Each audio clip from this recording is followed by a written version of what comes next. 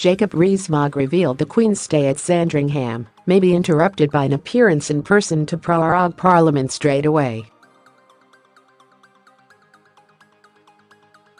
The leading Brexiteer made reference to MPs trying to thwart Brexit and create a constitutional crisis, as Yvette Cooper recently tabled an amendment that guarantees MPs can create their own Plan B if Theresa May's plan fails. Mr. Rees-Mogg's comments also referred to Parliament passing a law known as the Great Reform Act in 1832, which introduced widespread changes to England and Wales' electoral system.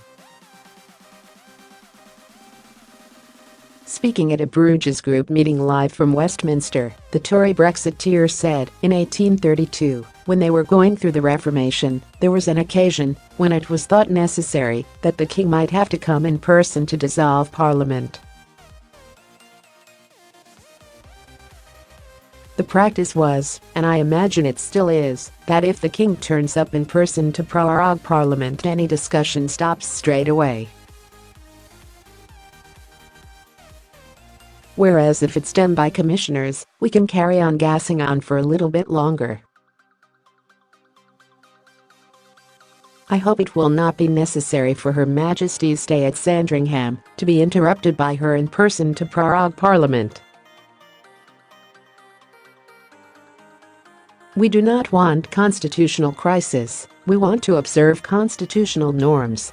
The comments follow Ms. Cooper tabling an amendment to Theresa May's Brexit deal in an attempt to delay the Brexit deadline until 31 December 2019. If there is no new deal with Brussels by the end of February, the bill would stop the Article 50 withdrawal process. John McDonnell has backed the cross-party bill and called it sensible, as it was increasingly likely that Labour would back it.